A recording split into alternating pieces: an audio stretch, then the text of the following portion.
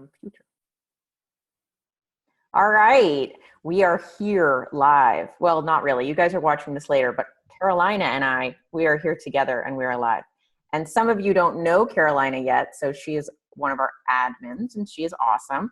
So I thought I'd have her join me on this call. Is it a call? Would you say it's a call? We're calling each other. It's a video. We're joining this video together because the two of us are teaching a class about insulin coming up. And so we thought, what a great way to kind of talk about the topic and get you guys to know why insulin is so important to us and probably to you. If you're doing keto, it's probably a concern. So insulin, what the heck is it? It's basically the primary hormone that relates to metabolism, to your weight, your fat storage. It's like numero uno issue. Do you have anything you want to say about that, Carolina? It has a lot more functions than are usually talked about. And so that's why it can cause a lot of problems, or if it's not regulated properly. So it's much more involved than how we usually think of it. Right. I think most people only really ever hear the word with relationship maybe to diabetics, like having to take insulin, but it controls so much in our bodies. And if I ever ask someone, do you know you're fasting insulin? They always just say, oh, I'm not diabetic. So they don't even know that it's something that you can measure. Right. And that it's something that's like ever present in your body. Yeah, totally. So, my journey with keto started, last year, seriously. And at that time, it suddenly like click, click, click, click, click, all these pieces clicked together of all these different things I knew about. And the main issue was I was diagnosed with PCOS when I was a teenager, which is, dear Lord, that's like 3 decades ago. No, 2.5. And so, but nobody said word one about insulin. And then over the course of the years, I've started to hear a little bit about PCOS and insulin, but I didn't really put all the pieces together until I entered the keto world, the keto sphere, and started to hear people saying how great keto was for PCOS. And suddenly I was like, oh, I have that thing, and it's important that I learn more about it. And so that's when it clicked for me. And two of the main issues people have in the keto world and what brings a lot of people to keto is either PCOS or diabetes or fear of one or the other. Right? Right. I would say a lot of times it's, oh, I'm overweight. And because of that, I'm worried about X, Y, and Z, not knowing what the underlying cause is of why they're overweight. And a lot of times people just say, oh, I'm overweight but healthy. But then once you start getting things tested, you realize, oh, there are some of these underlying problems that can be fixed. And then keto fixes that. So you didn't know you had these issues for very long because then they're gone. Right. There's like a saying in keto, like, people come for the weight loss, but stay for the health, right? Yes. So when I started keto, I was just like, I just need to lose some weight. But then within a very short period of time, I realized, the fat on the outside of my body is a minor comparison to what's happening internally with my insulin. And then it became me realizing that fat loss is a side effect of fixing my problems with my insulin. Exactly. The same thing happened with me, and I'll be going over some of that, but it's exactly the same. And I see it time and time again. And usually, I don't know percentage wise, but usually Make one up, I always do. 90 something plus probably. If I were to guess with people I've spoken to, if you're overweight and then you go get your insulin tested, it's elevated. It's probably even a higher percentage. I personally haven't been in contact with someone who I've worked with who ended up having normal insulin when they were overweight. And so usually it's like, well, we can point the finger at least this one thing that's going wrong.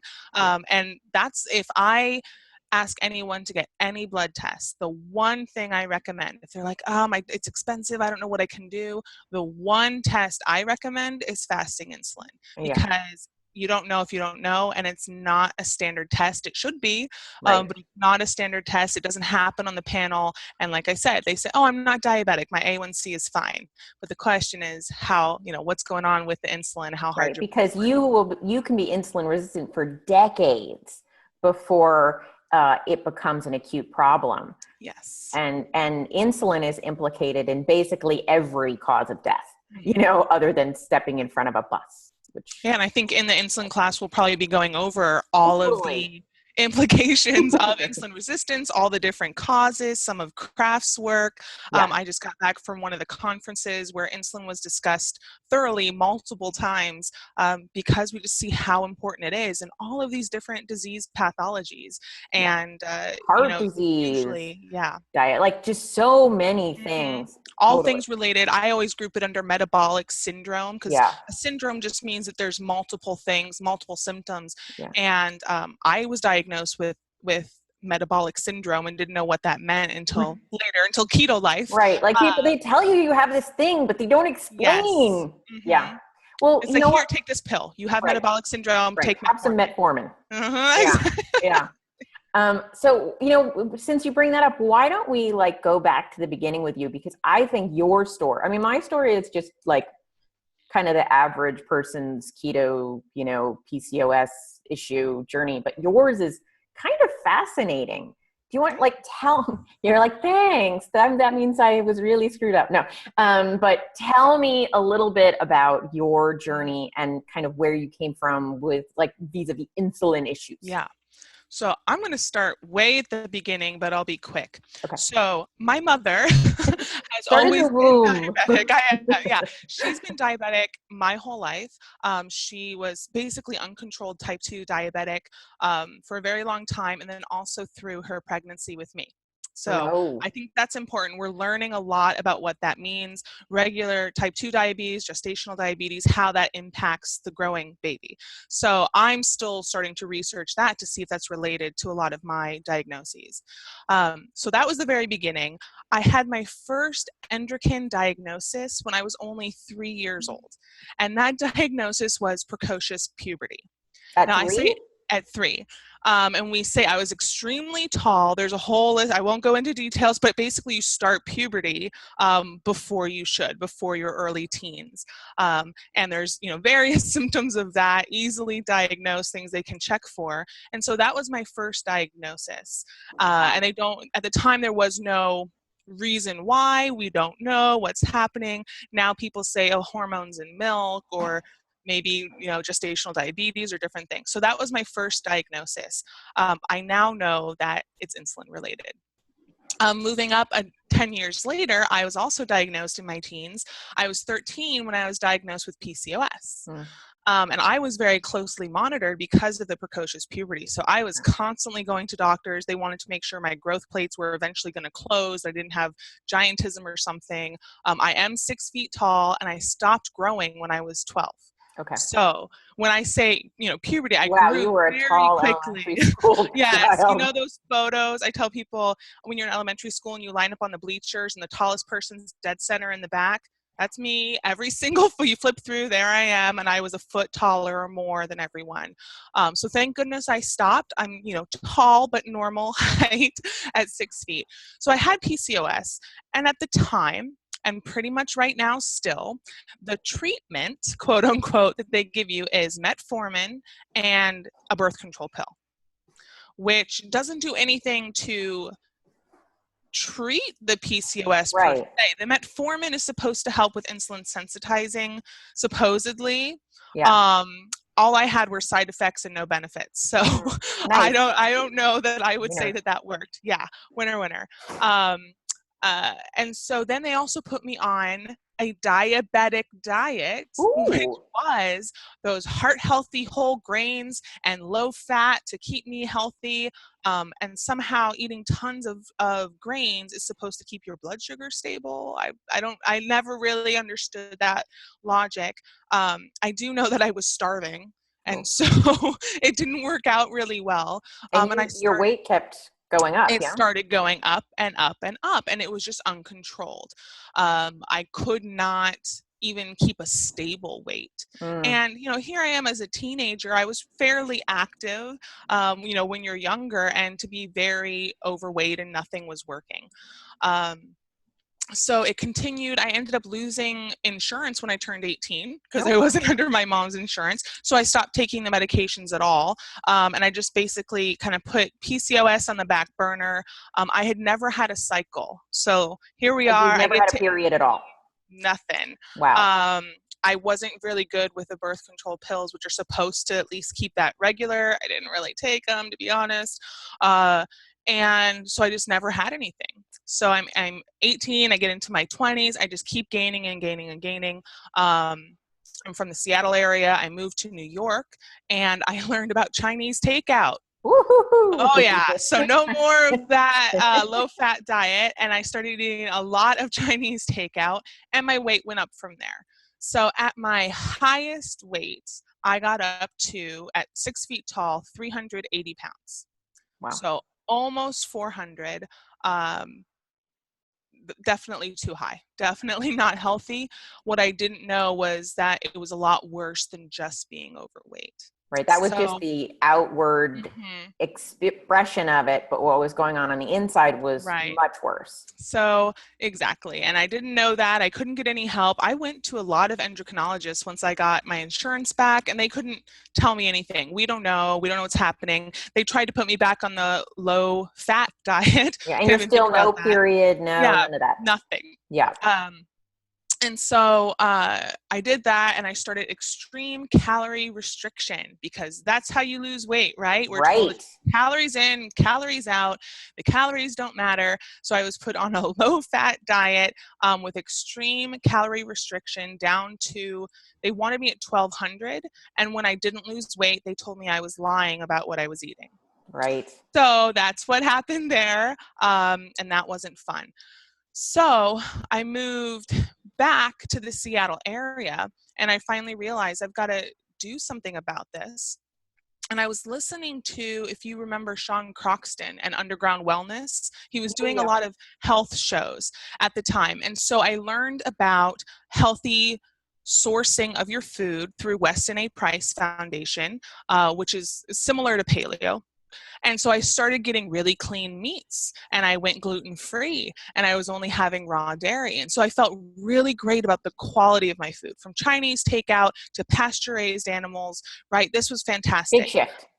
Right, big shift. I didn't lose a pound. So here I am eating clean, Right. and I didn't lose a pound. Um, then I eventually decided it was time to go back to a doctor. I didn't trust them. So I found a naturopathic doctor, an ND. And the first panel she ran on me had probably 100 tests, including, guess what? Fasting insulin? Insulin, fasting insulin. And we get my number back. I'd have to check the date. I was about 25 at the time, my age was 25. My fasting insulin number was in the high 70s. So it Okay. was somewhere. I have to stop you there. That I have never heard of a fasting insulin that high. Yes. And for reference, we'll Yeah. go over, but ideally we want it 5 or below. A healthy person with a healthy insulin response would be at 5 or below. And I'd have to double check the units. It's probably millimole per liter is probably the unit. So you wanted 5 or below. And I was something like 76 or 78, like just so high, it was ridiculous. Yeah. Was she like, oh? I had no idea. She's going, oh, that's high. And I go, well, what's wrong? How high is it? What's the problem? Now get this. I had never been diagnosed with diabetes. Wow. What was your blood But sugar? my A1C was normal. My fasting glucose was normal. Somehow, normal by Right. diagnosing standards, right? Yeah. Which we can go into, the standards, and should they be what they are? Probably Right. not. But by the criteria for diabetes, I was under a 6 for for A1C. So I didn't have diabetes. You might have been like pre-diabetic, but not diabetic. Probably. And I probably got the pre-diabetic diagnosis, but they never checked my insulin. Now, what that says, with it being so incredibly high, is that my body was killing itself trying to keep me alive so that I didn't die from, glucose overdose, basically. You were like the poster child of insulin resistance. And so I was basically on the verge of losing the ability to control my blood sugar. You just have a really good pancreas, basically. I guess so. It was a hard work. I abused that sucker. Yeah. So I abused it, right? And so somehow my body kept up enough that I had some control over my blood sugar, but clearly I was not responding well to insulin. And also what I was putting in was requiring a lot of insulin. So it was kind of a double whammy. Yeah. So I worked with the naturopath, and she said, well, usually what we would do is start to limit carbohydrate, and that's how we would get that down. And she said, I know you're gluten-free, but maybe we could limit some of these things. Now, she didn't mention keto. She didn't mention low carb, high fat. She just said some things about limiting my sugar intake, which I wasn't doing, because you can be paleo. You can follow Weston Price and drink a gallon of honey or molasses, any of these natural forms that existed. So I was baking cookies like crazy. Yeah. They were clean, right? So I wasn't limiting my sugar. So it started there. And once she said limiting your sugar can help lower your insulin, I said, well, what does that mean? And I went to Google and I started researching like crazy. And that is how I found keto. And I just want to interject and say that Carolina is, to the audience, crazy smart. She's super she is like, I need to know. I went to a conference with her about keto, and she was like hounding all of the speakers. Like, what does that mean? You said a thing. Mm-hmm. I need the details. I was quietly arguing as I'm taking notes. Like, I disagree because seems off. Yeah. But what my point is, you are the person that if somebody gives you a path to take, you are taking it. You are researching that sucker.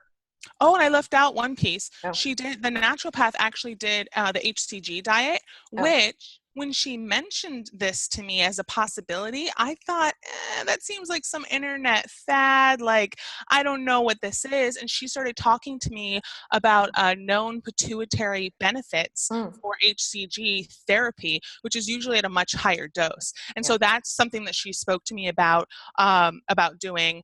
And I did try it once. And basically what it is was extreme carbohydrate restriction. And then you take the drug. But the thing is, I was hungry.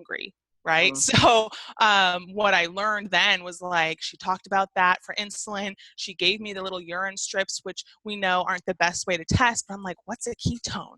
And, you go online. So I left that piece out, forgot it. But so through that combination with this ND, it didn't take very long, just a couple of appointments of getting the blood drawn and learning that piece. Then I went online and was like, wow, this is magic. And so I started keto, and I just felt amazing. And I started losing weight like crazy. And my 3-year keto versary will be in August. So a couple of months from now will be 3 years. And I got down from the 380 mark down to just about 200, and I didn't quite make it into 100s yet, but I'm very close to that. You were like 201 when you. I know when I last posted 201. But here's the important piece that I tell people, and I posted about it in the group one time, is that we always focus so much on weight. My goal was never to lose weight. My goal was to find hormone balance, specifically insulin, and then hopefully also get rid of PCOS, because at this time I still hadn't had a cycle. Wow. I started keto 4 months in, cycles start up. Wow. Right? They just started up. And if you want more details on that, I can go into some of the measurements that we had. But it was insane. Well, I guess I will. We talked about that. So this is for the ladies. So guys, if you don't want this detail, then unplug for 10 seconds. But when I hadn't had a cycle, we did an ultrasound of my ovaries, and they were at 24 centimeters. And what should they be? This is huge. They should be around 3 to 4. Oh my gosh. They were like So 8 times their normal they size? were very, and it was another situation where we can't believe your ovaries didn't burst. We can't believe you didn't have a cyst, that something didn't go wrong. And this is common when we talk about polycystic ovarian syndrome, PCOS.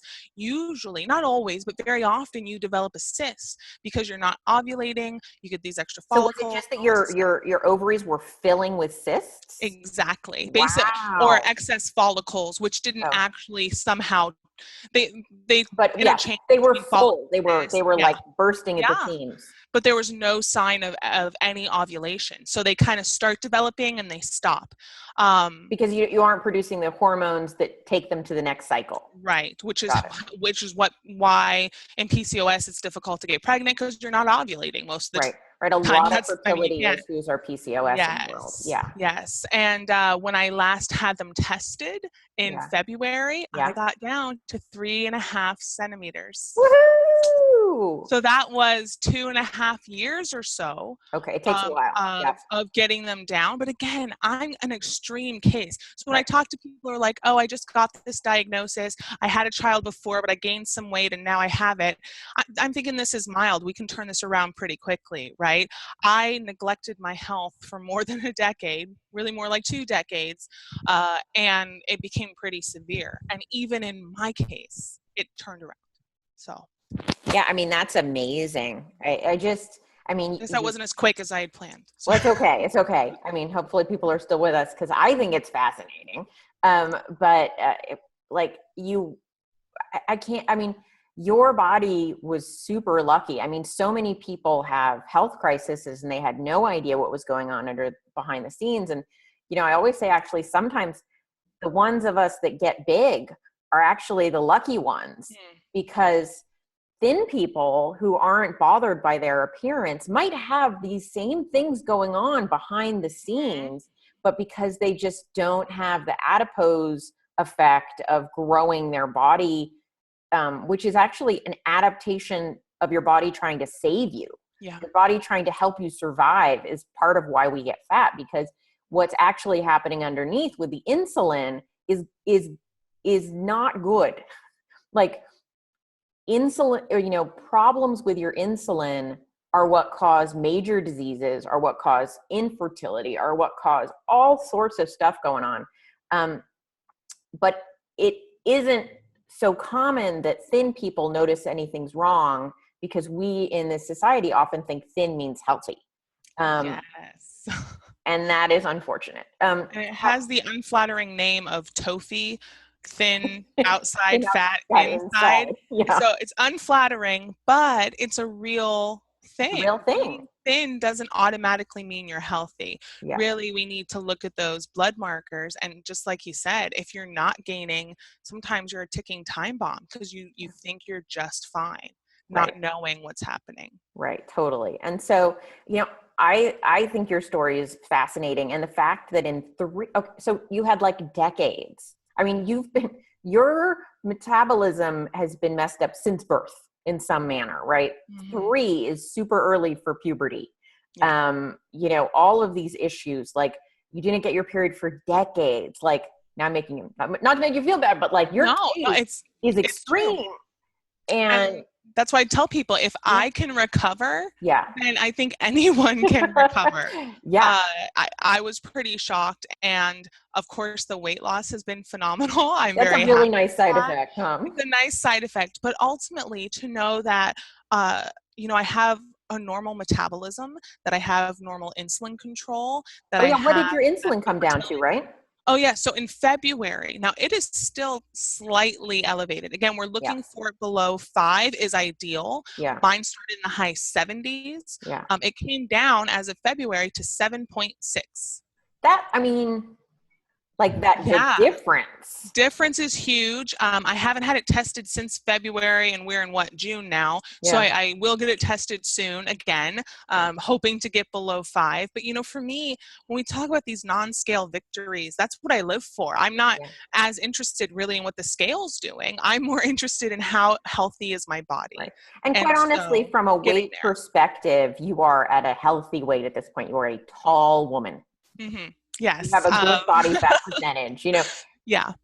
We don't all need to be like, 15% body fat fitness Mm-hmm. models. Right.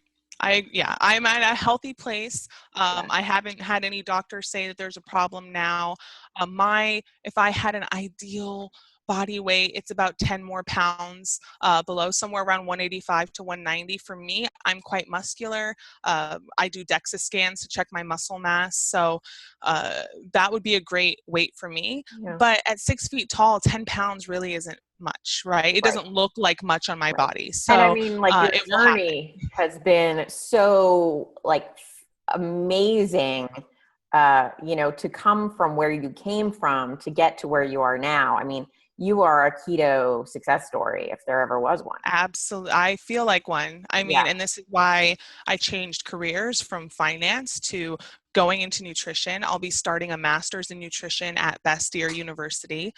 Just completely changed my life. And I wish that there had been more accessible coaches and things when I first started. Yeah. Now there are podcasts, there are books, there are Facebook groups. There's us. Yes. 3 years ago, there weren't as many resources, even though there were a couple, there just weren't as many. Yeah. And so now it's so prevalent. But what I really learned were those things you have to do trial by fire. Yeah. And a lot of these little tips and tricks that it was difficult to learn. You kind of you make a mistake, you get back up, and now you know. So it was bumpy, and everyone should know it's never just a perfect straight line. It was bumpy. But even with extreme health issues, they can turn around. Yeah, that's amazing. So who do you think should learn more about insulin?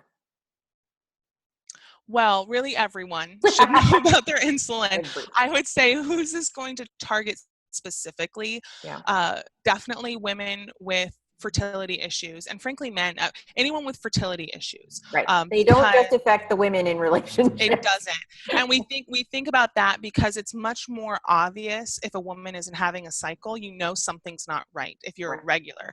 With men, you have to go get tested to know if there's a problem. But if there's an issue, high insulin is often related. So I would say because high insulin can lower testosterone. It can and does, right? Yeah. Usually we see in men, you'll see elevated estrogen, lower testosterone. With women, it presents differently with high testosterone, and you don't want that as a woman. Right. So, or sometimes crazy high estrogen and low progesterone, like all of these hormones just get really out of whack. In both cases, we'll often see estrogen dominance, and that's a known problem. So fertility, if you are wanting to conceive or having trouble or have a known issue, definitely fertility. If you have any diabetes type diagnosis, whether that is pre-diabetic, type 2, and really type 1, if you don't know a ton about insulin and what's happening, it's good to know what's happening, whether you're on a pump, whether you use individual doses, just knowing what's happening anywhere on the diabetes spectrum, and whether you have it or someone in your family, that's going to be good. So I'd say those two groups are most important. The third group would be if you have trouble losing weight. Right. I don't know if there's anyone in here. Well, strange, but if you have a chubby middle. A chubby middle, and you have difficulty losing weight despite all the dieting that you've been told to do, it's probably something deeper than calories in, calories out, which it always is. So if you're starving yourself and not losing weight, you may have an insulin. This is like, you may be a redneck. It's like you may have an insulin problem. Yes. So I would say, to me, those are my top three. Yeah. But pretty much anyone can benefit. If you don't fall into one of those categories, I would suggest either coming to the class or starting to learn more about insulin, because again, I rarely come across someone who isn't trying to manage their insulin. If you're not actively trying, it's probably too high. Right. And the most recent study that I've seen, there might be more recent ones that are worse, but they did a study in California. Now, California is kind of thought of as a pretty healthy state. We have a lot of beaches here. Jogging in the sunshine. That's right. Over half the population in California is of a very large test. So this is fairly representative of the population, is either diabetic or already pre-diabetic. Now, that means that also a very large portion is soon to be pre-diabetic, because as Carolina and I talked about, insulin resistance can predate getting diabetes or pre-diabetes by a decade or two. And so if already 55% of people are either pre-diabetic or diabetic, my estimate would be that it's safe to say that 75% of the population of the state of California, which is basically everyone over the age of 10, is either pre-diabetic, diabetic, or pre-diabetic. So pretty much everyone, either and you that's or why someone you know. everyone come to the class. Right. It is one of those things we seem to think, again, I'm thin, I don't have the genetic makeup to do that. Anyone, and most people at some point, if you don't pay attention, will develop some form of insulin resistance. And that's just based upon the food we have available today. Right. It happens.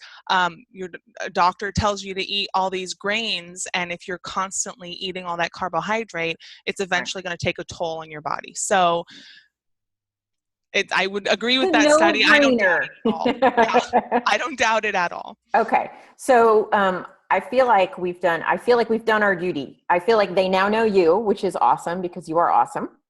And they know a little bit more about some of how insulin has affected your life.